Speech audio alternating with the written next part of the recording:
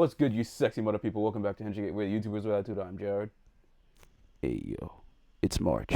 You know what that means. It's time for season trace of Letterkenny. I am excited because I love this show, and we're gonna go through another batch of episodes now and review it. You know how this works now. Be sure to give this video a like, share, subscribe to the channel, hit the little bell icon, notify when post videos, and go ahead follow all of our social media Twitch. Gotta give them almost. We've been doing this for almost 7 years.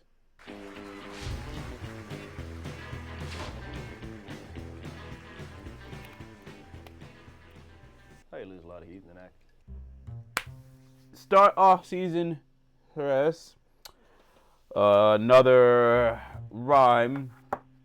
This time it's winter. Sledding season.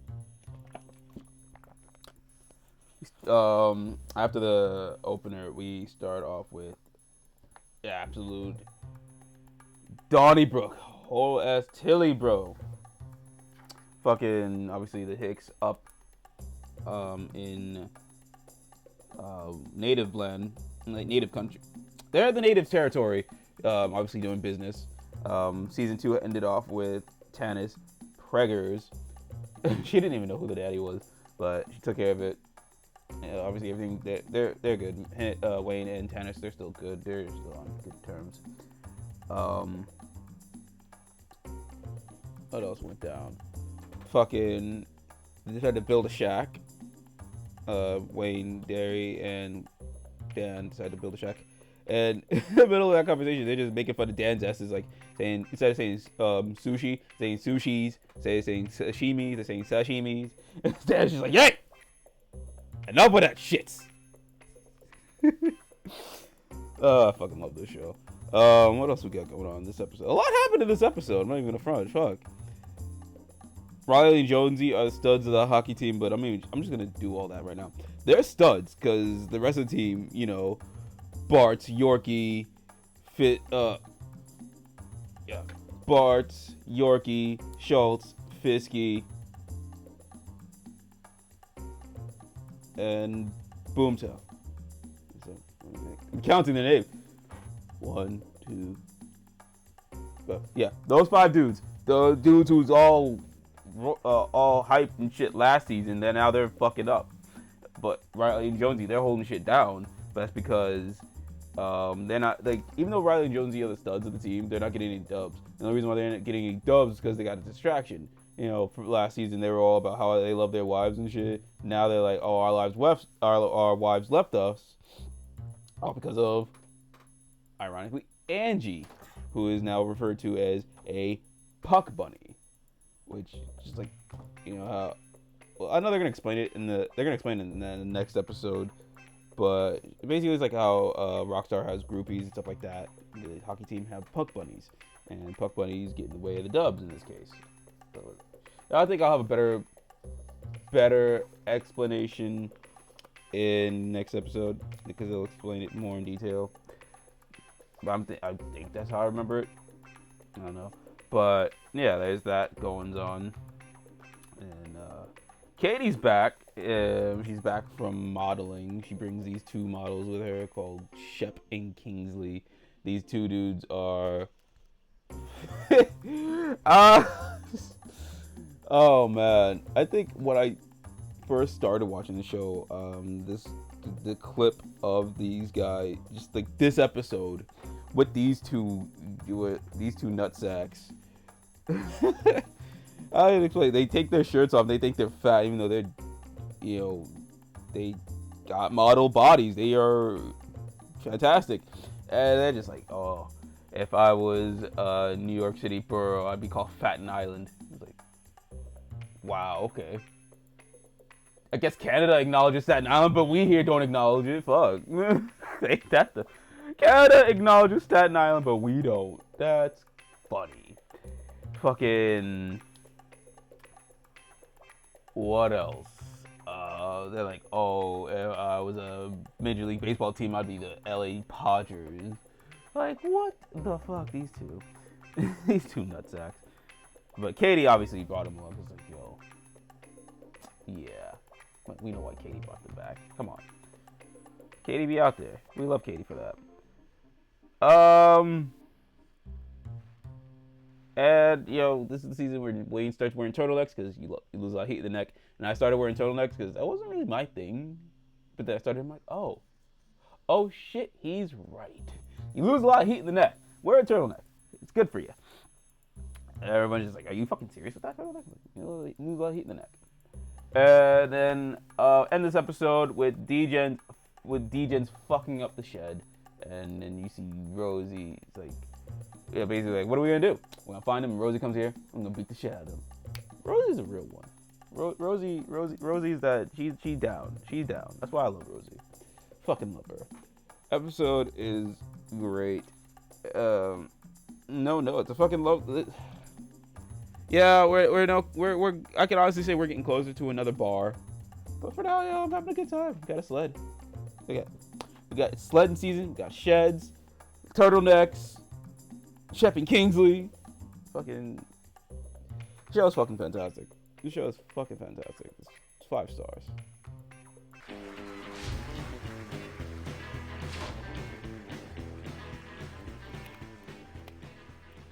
Well, it's good for the goose. It's good for the gander. So, all right. No, again, a lot happens, but I think I'm gonna just get this part out of the way. So I think I missed this part in episode 1. I don't remember because a lot again happens in episode 1. But we get a debut of a clown in the Skids part of the story because Devin's gone. I don't know why. Honestly, I still don't know what happened with that. But yeah, he doesn't even really come back. The last time we see him is in the St. Patty's Day episode. I think I mentioned that in the last review where that's the last time we're gonna see him. Then we get the debut of this clown in episode 1, and then comes back in episode 2. Happens to be a girl. And the kids are freaking the fuck out, and it happens to be the character Gay, Gae. Again, I think I mentioned that in the last review. I don't know. A lot goes down in between these reviews that I can't keep up. But yeah, that's it. That's it with the Skids. Now, when it comes to the Puck Bunny, it's like I said in the episode 1 review of this.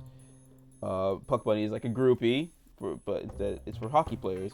In this case, this Puck Bunny is fucking up the team and their W's. So Riley and Jonesy have to recruit help from the one that can handle this shit. Because not only is it a Puck Bunny ruining this team, it's a Puck Bunny ruining this team that is Angie. So they recruit Katie. And that sorted quick. The theme between Katie and Wayne this episode, don't say I don't do nothing for you, because Katie did that for Wayne before Wayne dug out her sled, because Katie loves sledding season. And here she is, she figured it out. So there's that. Oh no, dropping a water bottle. Oh, what else happens? I think this is also a debut of another phrase when Wayne goes, okay, like he goes to anybody, like, but in the first case it's Dan, so like, okay, Dan, okay. Like that's like, I think that's the first time we hear that here. Also, fucking got a whole list of rules of what's appropriate for farting or not. And Dan's just like, you're just taking away my whole life here, man. And this is a lot of, I think this is just a lot of firsts. So we also get a mention of Professor Trisha from Dan's Women's Studies. I'm trying to think, did he mention her in season 2? I don't think so. Or season 1? Yeah, possibly. A lot goes on. Like I said, a lot goes on between filming these. So, but yeah, if he didn't mention Professor Trisha before, is definitely when he mentions her now, because they have to plan around how to deal with these D-Gens from Upcountry. They figured out, not only was it D-Gens, it was D-Gens from Upcountry that fucked up the shack. And they had to plan around how to deal with that. A lot of inappropriate ways to have to plan that out. And then they finally come up with a plan. They're using Shep and Kingsley to lure out the D-Gens. I'm not going to explain why, because it's wow. just wow, the way we got there is just, again, McMurray might need to talk to Professor Trisha. Just dropping everything. What the fuck? So, yeah, because McMurray, but like they basically, McMurray, Tyson, Joy Boy are recruited to help with the D-Gens, but McMurray and Tyson have to go work. So it's like, okay, how the fuck are we gonna deal with these D-Gens? We gotta work, and this is a weekday. If it was a weekend, D-Gens would definitely come, and we can deal with the shit out of D-Gen. So they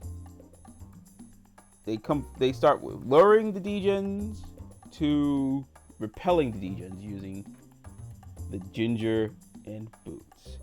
Ain't nobody gonna go near the Ginger and Boots. Now, they may or may not have fucked an ostrich. Allegedly. Oh, God. Let's see, am I missing anything in my notes? Outside of that, it's been stated that Jive and Pete be hanging out with these damn D-Gens. That's gonna be an overarching thing for the rest of the series. From here to season 12. No fooling.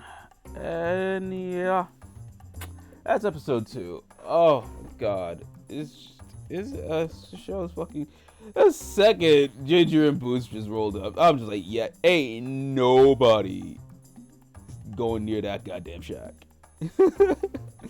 Oh man, the song choices in this episode, especially at the end, fucking the song choices are choice. Fucking love the music in the show. And at the time of this recording, the entire I found there were 2 playlists on Spotify for the Letterkenny music, but the main one I used that had only up to seasons 1 through 11 have now all seasons 1 through 12. Again, the music is fucking choice, and the fact that I was at a mall in New Jersey just walking around. And I'm leaving the mall because I had to go get some food for post-workout sesh. So I'm like, all right, I'm walking, got my food. I'm hearing a song. I want to say it was season 8, end of season 8. I'm not gonna spoil what happens at the end of season 8. We'll get there when we get there in August. But I'm like, this song of all songs, yo, somebody at this mall is a fan of Letterkenny, and I'm guessing they got introduced to it because it's on Hulu now. Or it was always on Hulu, but it's also on Disney Plus now, thanks to the merging of Hulu, Disney Plus type shit. So I was like, either way, people are finding more ways to be accessible. It's more accessible now to watch Letterkenny, even when it was on Hulu, so it was very accessible. But now it's on Hulu and Disney Plus, so it's very, very more accessible. Or if you don't have one, you have the other, or however the fuck that works. I don't know. I don't care. I'm just glad. I'm grateful that being able to watch this show and watch it as many times as I do, because I absolutely love this fucking show. But yeah, episode 2, 5 stars.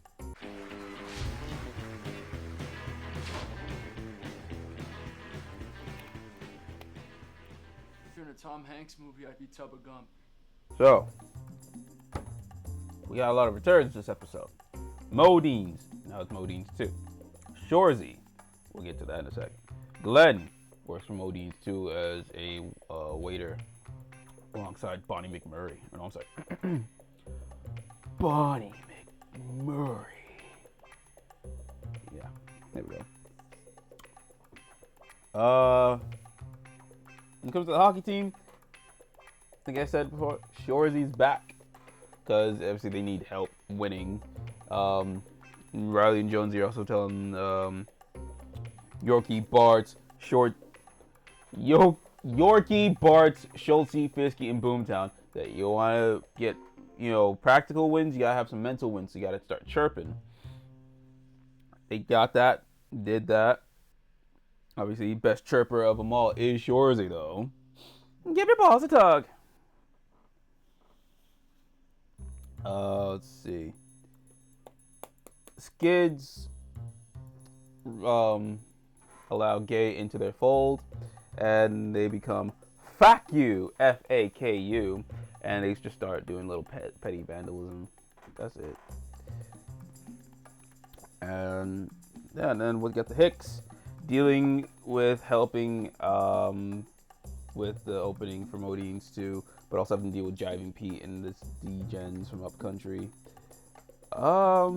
Basically, I think this is the first time we heard bad gas travels fast in a small town. I could be wrong. It is what it is. But yeah, no, because Wayne's saying all this about Jive Pete, and if he wants to say it, he'll say it to his face. Everybody's talking shit because it's it's a small town. Bad gas travels fast in a small town. I would know.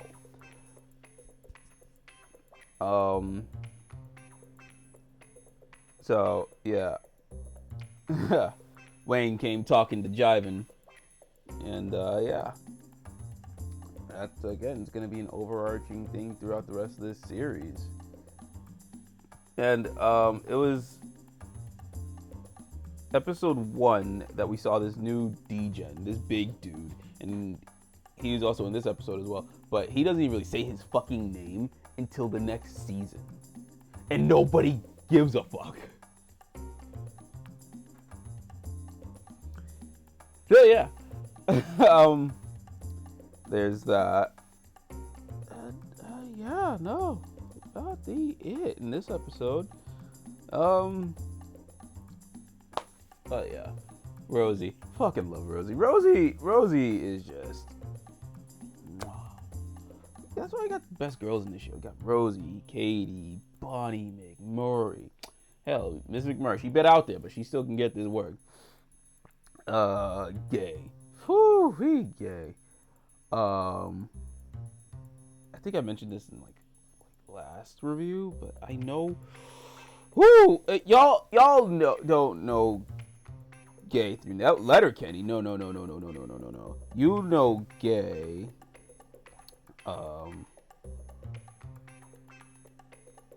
Her actress, anyways. Her actress Sarah Goddard.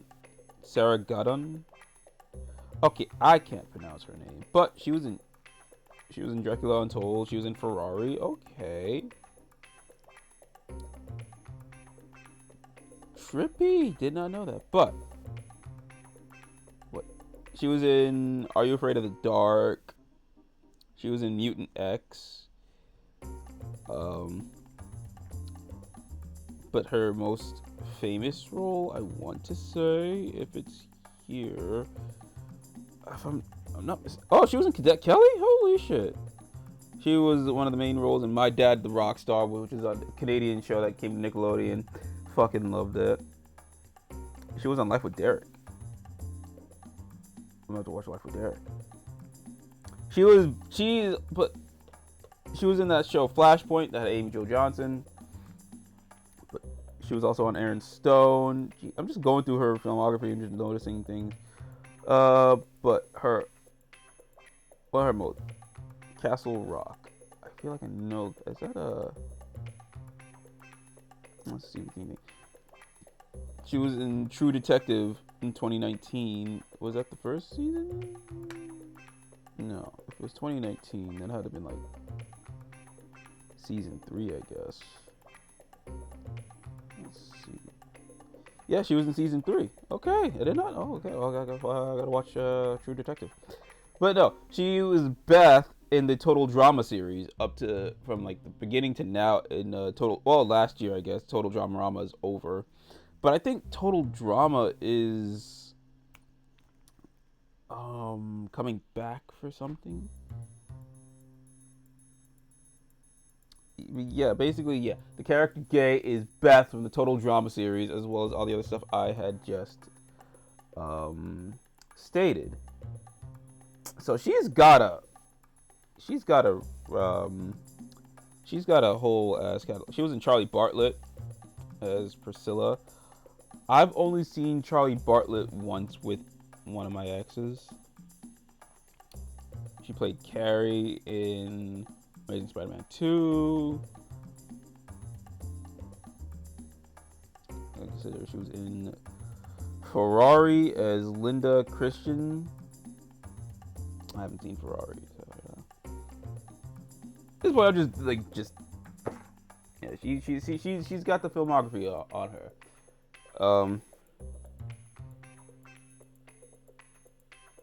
I think like a lot of these actors have got like they got a background stuff you'll know, stuff you don't know.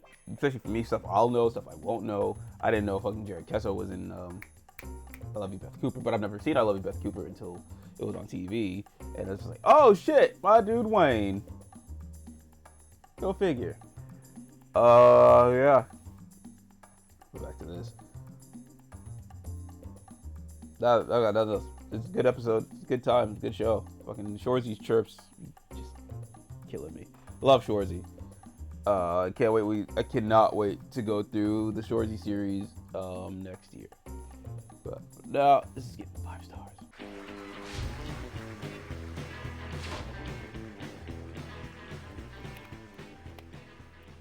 I loves fishing in Quebec. Who doesn't love fishing in Quebec? Great fishing in Quebec.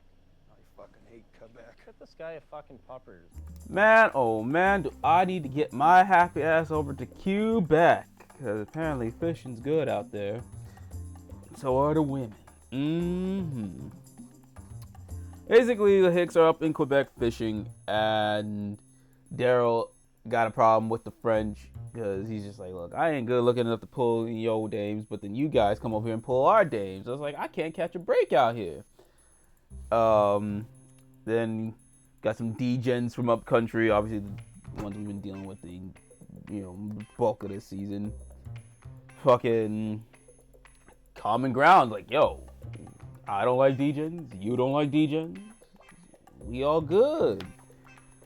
As for the skids, actually no, before I even get to the skids, this is the debut of someone that we see throughout this series, not the entirety of the series, but a good portion of the series, but also we see her in Shorsey. Name's Anik.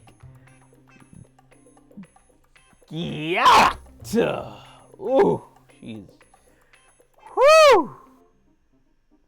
Or, you know what, I'm gonna save a little quote for when we get there, but oh my god.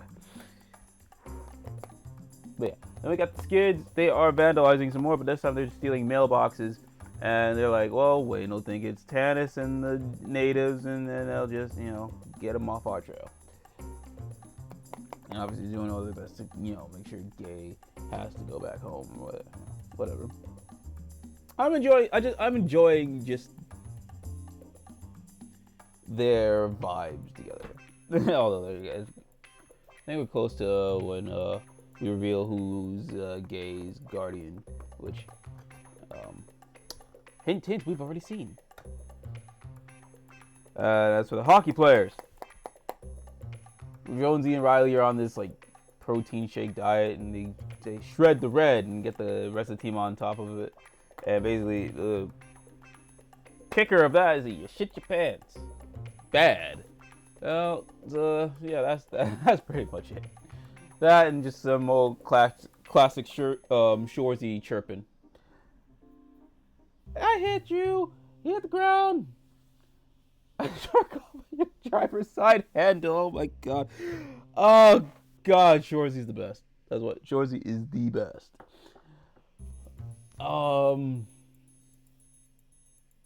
Yeah, that's about the end. This episode's good fishing in Quebec, and I also heard through this show got some of the best rippers, which is strippers, in Canada. But that's something for later on in the series. We'll get more confirmation about that. I feel like I'm missing. I just had it on the tip.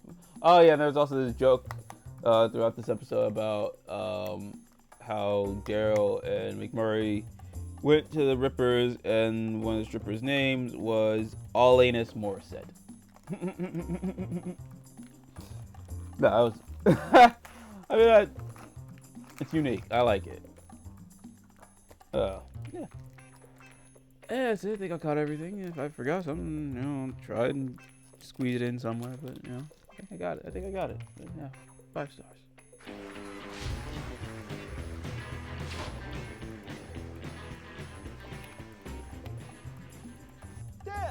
Hey, Dad! Well, this is the penultimate episode of the main crux of this season. Obviously, episode 6 is not the final. Well, episode 6 is the final episode, but then we get a spare episode because it's the holiday episode. But for now, it's technically the penultimate episode. And we start off with dad noises. Like, you know, like you get up and you just like, ugh. You know, everybody knows that person. And he's like, Dad. Hey, Dad. I like that. I like that joke. Basically, the crux of this episode is like, our main crew are at a hot tub party with Bonnie McMurray, and it is a battle between Dan, Derry, and Katie to who gets Bonnie. Spoiler alert, she ain't picked one because she wants to have fun. Actually, I just made that shit up right off the fly. That's good, but that's my point. She don't want to choose one because she just wants to have fun. Deal with that info, what you will. As for our hockey boys, they're handing out fines if you fucking up. One goes to Shorsey, the other goes to Boomtown for reasons like, oh yeah, we don't feel like you could be trusted on the team. You gotta show what you're working with, or don't step on the logo.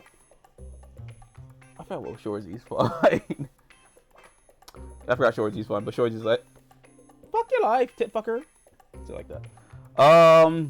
And then at the end of that, Tyson and JB are gonna join the team just because we need some W's.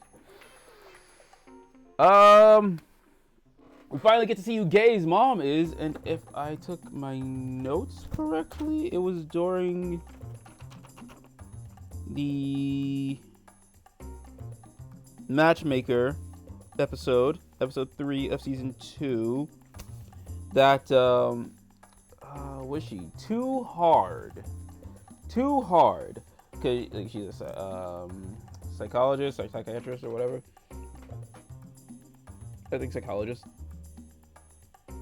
Yeah, psychologist, and she's trying to read Wayne type shit. So that's Gay's mom. So yeah, like I said, we've seen Gay's mom. We've seen Gay now. We got. So we see Gay's mom. Obviously, Stuart and Rold are like, nah, you ain't going nowhere. You stay here, because they started to like Gay. And that comes after dealing with Tannis, because she's like, we're not the ones fucking up in town. And Wayne's like, oh, I ain't nervous. I don't really give a fuck. So Tannis is going to deal with it. It's kids, and Gay is breaking them down. Like, Tannis, she like Stuart. Her goons, y'all like Rold. And they're like, she's just like attacking their minds, and they're like, all right, we out. But obviously, that was the setup to like, oh, who is Gay's mom? Her mom's a psychologist, and bam, we see Gay's mom. Like, oh, it's too hard. So when I first saw this, I'm like, oh shit, you're her mom. But now I was just like, oh wow, it makes sense.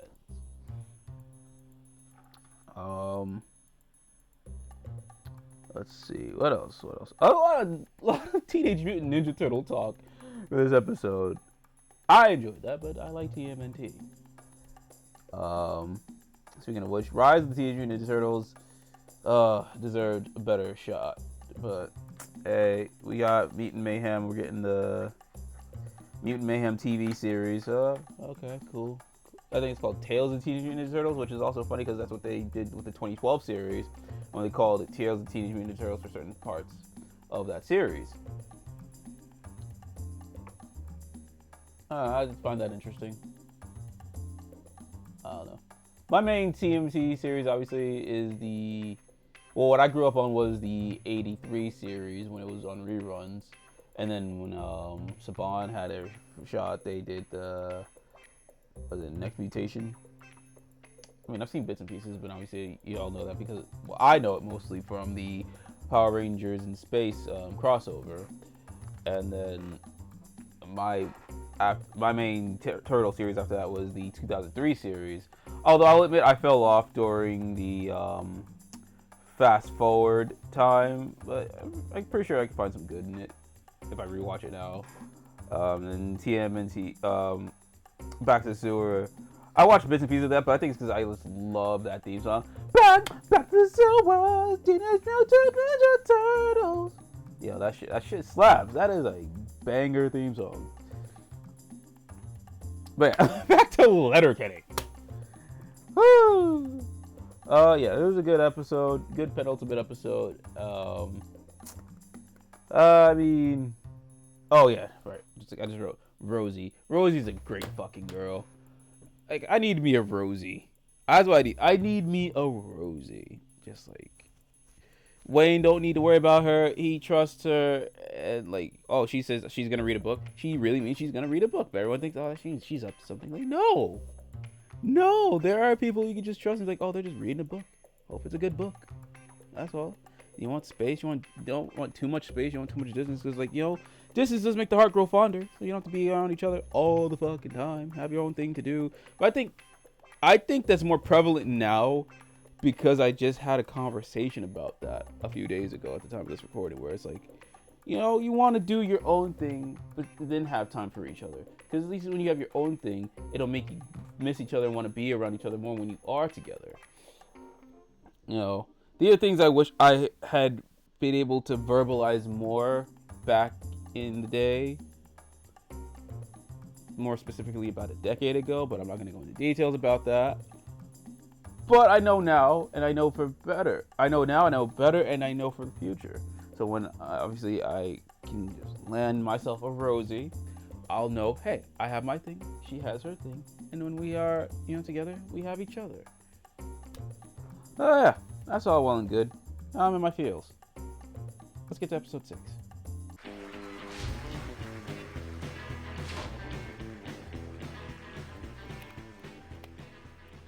Pitter patter. All right, episode 6.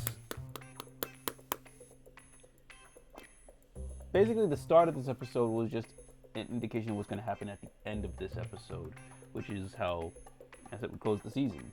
Obviously, there's one more episode, which is a holiday episode. Outside of that, yeah. Basically, Katie sees Wayne, Derry, and Dan shit-faced to a point Daryl will just be shirts up, putting his nipples on everything. Daryl, his nipples out. Dan is always like, hey, you wanna race? You know what they call me? Call me the wind. And then Wayne has an annoying laugh.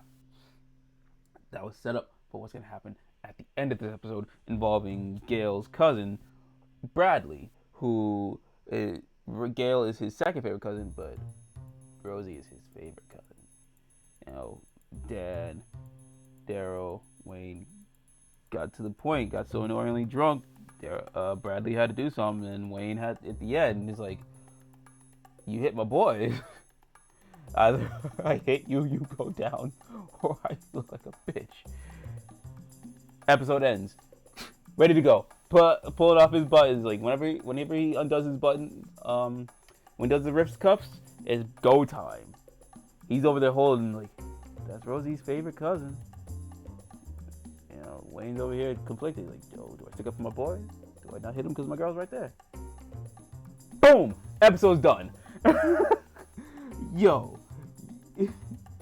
Drunk or not, Wayne don't let you fuck with his people, no matter who you is. Involving the Skids. At the end of the episode, is like, over there, they're watching, they're like, Trouble in Paradise over there, sure, Tucker. But no, Gay is gone for now. They're distraught, so they're like, what do we do? We're gonna go run havoc one last time for Gay. Too damn cold. It's winter time. Speaking of winter, Katie's had a busy winter. But now she's like, you know what? I've had a busy winter. I'm done. Her final straw was she was hitting on Glenn. And she's like, oh, nah, we're done here. Busy time's over. So now she goes over to Riley and Josie. She's like, I want to get back together. But as she says, only one. Who she chooses we'll get to in season 4. But yeah, to our hockey players. They got a W, sorta. Good fight. Good fight fills them seats in hockey. Let's see. Yeah. That's it, really. That's it. That's how we end season 6, sort of. We got one more episode, again, holiday episode. But as the main crux of the season, it's been a lot of DJs. Ain't the last we're gonna be seeing of them, though. This season as a whole has been fucking fantastic, so I love it. Rosie's great, best girl. You got Bonnie McMurray. Yeah. Gay was a great addition. Yeah,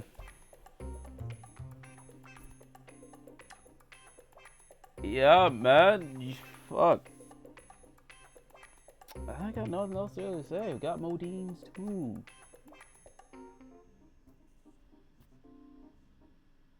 I mean, what is to say? Again, music on point. Characters are fucking hilarious. I don't know. I can't really think of anything. It's just a great fucking season. Season 4, I'm excited for, especially a particular episode. I'm hyped. I'm ready to go. But we'll get to that in April. Oh yeah, I didn't say. Episode 5 gets 5 stars, as well as episode 6.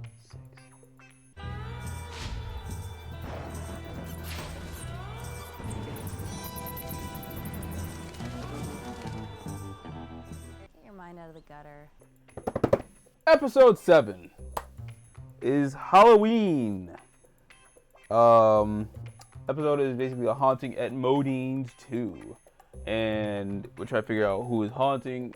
Gail thinks it's Uncle Eddie coming back to take her down one more time, because apparently she mounted Uncle Eddie, who was in his 90s before he died. You know, he's a good guy. He's a great guy. He's a good guy, a real good guy. He's a great guy. Yeah, he really is.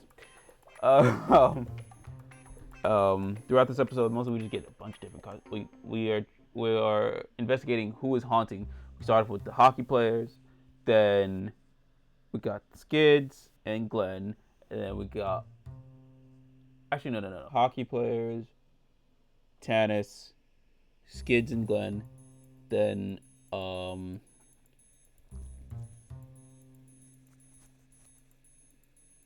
shit. Let's see. Checks back footage. No, I think that's it. Oh no, and then McMurray and Mrs. McMurray come try to help to look for the ghost. Okay. Yeah. That was it. Gracious. Bonnie has different costumes throughout this episode. Starts off with Britney Spears, from Hit Me Baby One More Time. To a park ranger-esque type thing. Then you got this Indian thing, but I'm gonna get into the reasons for each costume in a minute. And we got a softball costume. Yeah, that's it. Now each costume has its own thing. One of them was for each of them are for charity reasons. The schoolgirl outfit feels like okay, I forgot. I forgot what schoolgirl one was for. And then there was the park ranger one, but the Indian one was mostly to go uptown and be like, hey, cultural appropriation's bad, stuff like that.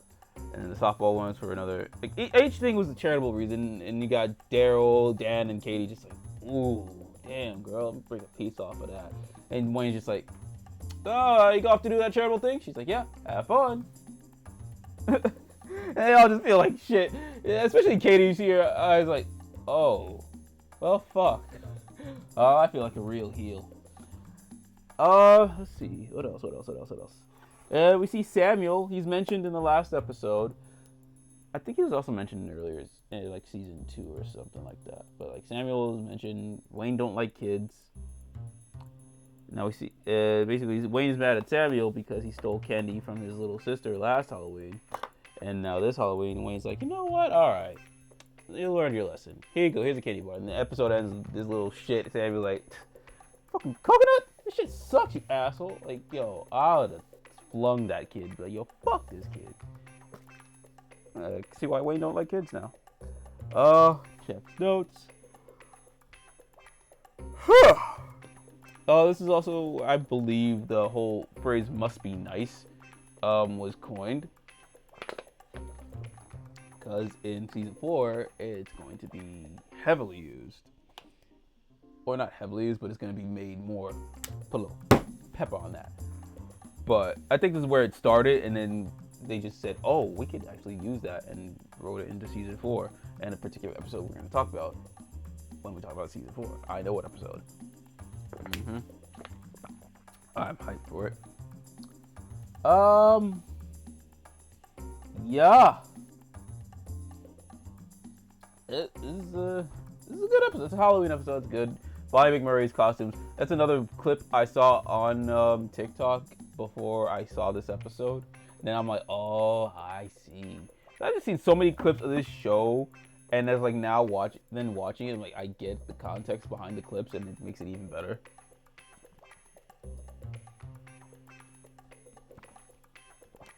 But yeah, fucking great. It's a great show. 5 stars. Howdy everyone, Future Geography. As you can tell, this review was recorded a year ago, but due to just life and other unforeseen circumstances, we had to shelve the Letterkenny project. But we're bringing it back now, and we're also working on the Shorsey reviews to have it ready in time for season 4. Yeah, and with all that said, if you want to get yourselves a bottle of Gus and Brew, there's going to be a link for that in the description down below. If you live in Canada or plan on visiting Canada and you want to get yourself some puppers, you will have to go to the beer store. But I will also leave a link for all of that in the description down below. And if you just like the music of Letterkenny and want to just indulge in all of that some more, there is a playlist on Spotify that has the entire series music, or music used throughout the entire series, I mean. That will also be a link in the description. And with all that, yeah, stay tuned for more Letterkenny reviews, stay tuned for our Shoresy reviews, and just other Canadian goodness, and our Tokusatsu content, and then some. Until then, we will catch you guys later. Peace.